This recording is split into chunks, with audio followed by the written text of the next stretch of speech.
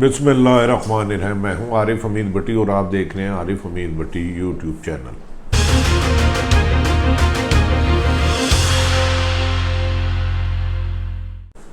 ناظرین، جب سے یو اے ای نے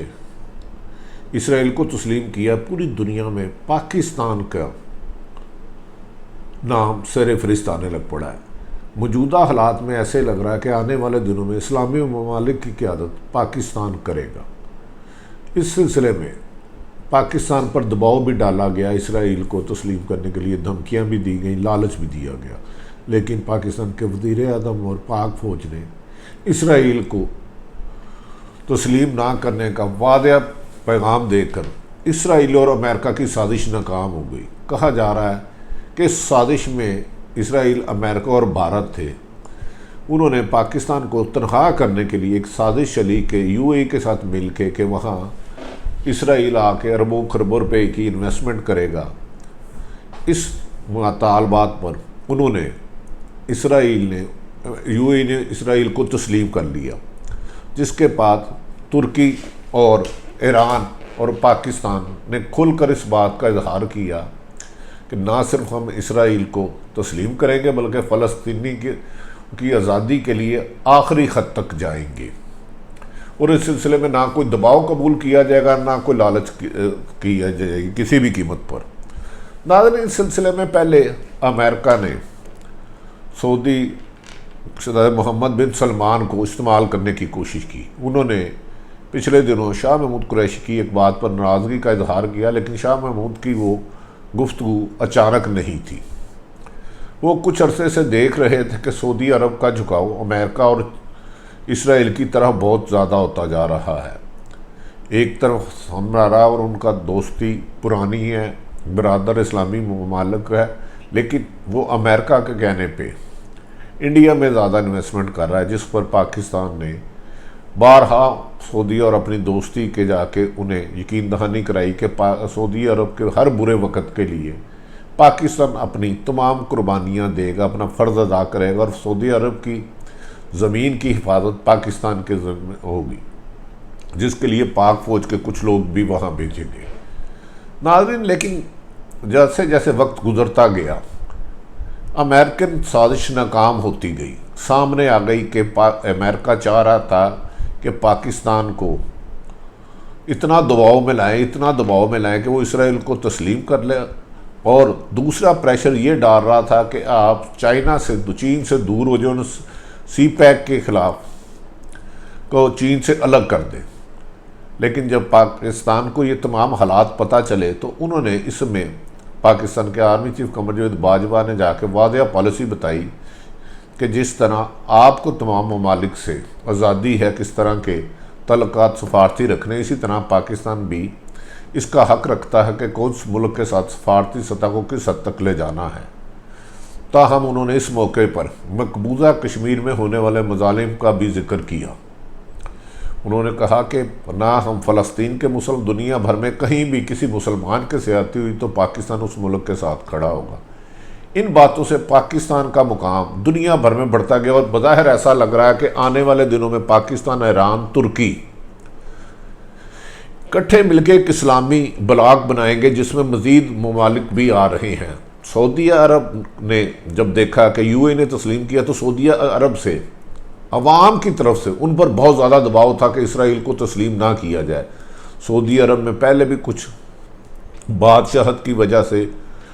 محمد بن سلمان کے خدشات چل رہے تھے، کوئی سرد جنگ چل رہی تھی، جس کو روکنے کے لیے پاکستان نے بھی کردار ادا کیا۔ اب یہ کہا جا رہا ہے کہ آنے والے دنوں میں سعودی عرب اسرائیل کو تسلیم کرنے میں آہستہ آہستہ پیچھے ہٹ رہا ہے۔ جو اب انہوں نے اسلامی ممالک کا ریئیکشن دیکھا کہ اس سازش کے پیچھے تو امریکہ، اسرائیل و بھارت ہے، تو انہوں نے بھی خاموشی اختیار کر لی۔ در حقیقت سعودی عرب یہ جانتا ہے کہ پاکستان میں کہ 25 سے 30 لاکھ لوگ وہاں روزگار کے لیے گئے ہوئے ہیں۔ اگر میں ان کو دھمکی دوں گا کہ وہ نکال دیں گے تو پاکستان مسائل کا شکار ہوگا، لیکن پاکستان نے اس کا بھی ہوم ورک کر لیا ہے۔ طیب اردگان کے ساتھ ہونے والی تمام معاملات، طیب اردگان کی بھی ایک بہت بڑی ہسٹری ہے۔ 3 دفعہ غالباً وہ وزیر اعظم رہے، صدر رہے، اور انہوں نے جہاں جہاں موقع ملا، جہاں جہاں مسلمانوں کے ساتھ ناانصافی ہوئی، طیب اردگان ہر اول دستے کی طرح سامنے آئے اور انہوں نے مسلمانوں کو اکٹھا کرنے کی نہ صرف کوشش کی بلکہ اسلام فوبیا کے خلاف آواز بھی بلند کی۔ جب عمران خان نے بھی اپنے انٹرویو میں کہہ دیا کہ پاکستان کسی صورت بھی اسرائیل کو تسلیم نہیں کرے گا، اس کے بعد امریکہ میں سنا ہے کہ صفحہ ماتم بچھ گیا، اور اسرائیل کا کہنا تھا اگر پاکستان انہیں تسلیم نہیں کرتا تو یو اے کی تسلیم کرنا اتنی اہمیت نہیں ہوگی، کیونکہ اسلامی ممالک میں پاکستان واحد ایٹمی پاور ہے، اس کو الگ کرنے سے نقصان ہوگا۔ تیسری طرف طیب اردگان سے جو معاملہ طے کیے گئے ہیں آنے والے دنوں میں کہ ہم اکانومی کو بہتر کرنے کے لیے آئندہ ایسے عمل بنائیں گے، جبکہ ایران کے ساتھ تیل کے معاملہ طے کیے جا رہے ہیں۔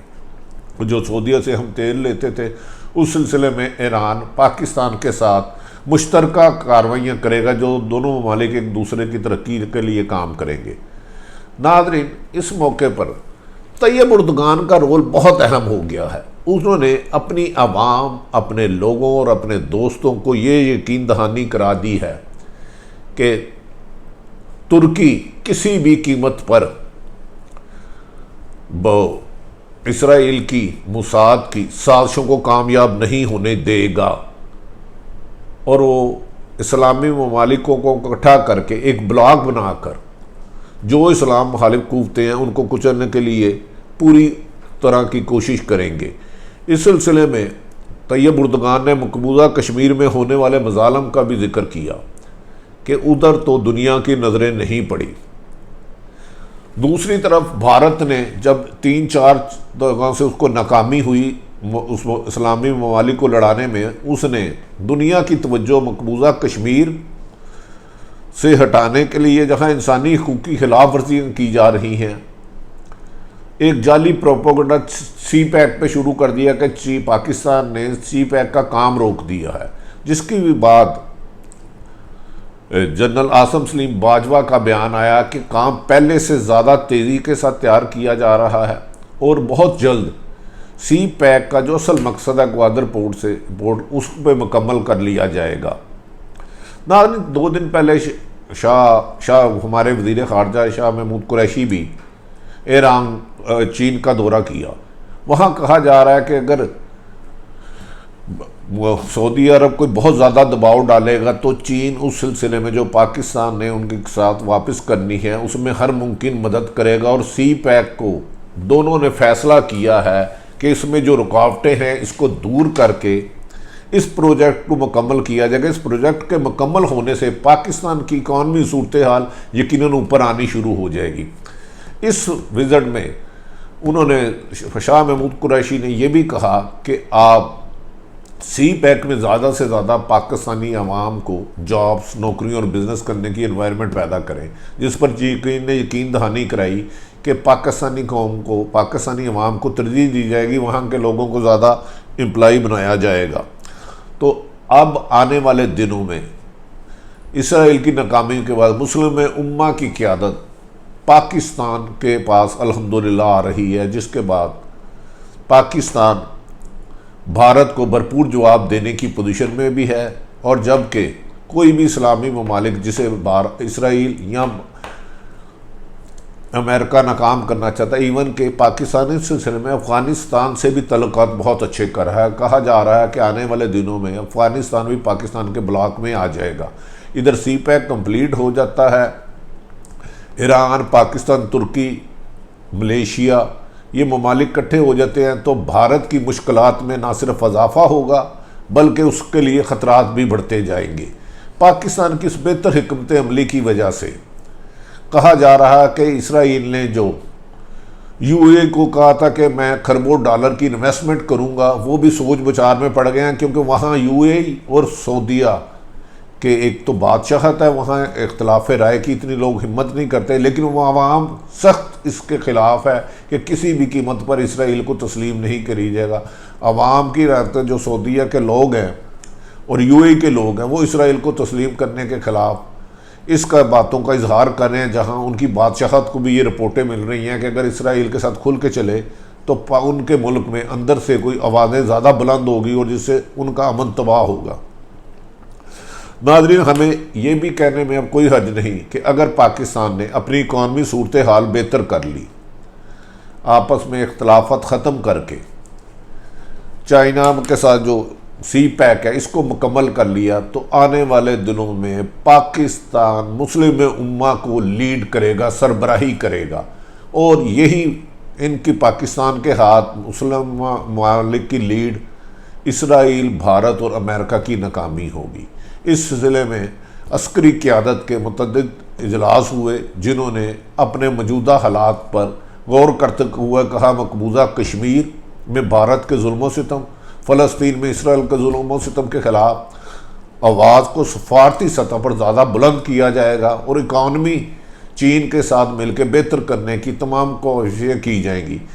تو چائنا کے خلاف جو پروپیگنڈا سی پیک کی ناکامی کا ہو رہا تھا، بھارت کو اس کو منہ پہ کھانی پڑی، اور جس پر بھارت کے ہی دانشوروں نے نریندر مودی کو سوال اٹھایا۔ آپ تو کہہ رہے تھے کہ پاکستان سی پیک مکمل نہیں کر رہا، یہاں تو بہت تیزی سے کام ہو رہا ہے۔ یہ ساری خوشخبریاں پاکستان کے لیے ہیں، اور ایک پاکستان کے لیے اچھی خبر کہ عمران خان کو مین آف دی ایئر قرار دیا گیا ہے۔ ہم توقع کرتے ہیں کہ عمران خان صاحب پاکستان کے سیاسی حالات کو بھی بہتر طریقے سے ادا کرنے کی کوشش کریں گے، اور ملک میں اندرونی اختلافات کو ختم کرنے کی بجائے اکانومی کو بہتر اور گورننس پر توجہ دیں گے۔ اگر یہ اس طرح کامیاب کرتے ہیں تو یقیناً آنے والے دنوں میں پوری دنیا میں پاکستان مسلم امہ کا ہر اول دستے کے طور پر ہماری پہچان ہوگی۔ ناظرین، عارف حمید بٹی عام شہری کی یہ گفتگو آپ کو پسند آئے تو اسے سبسکرائب کریں، لائک کریں، اپنے ارد گرد رہنے والوں کا خیال رکھیں۔ پاکستان زندہ باد۔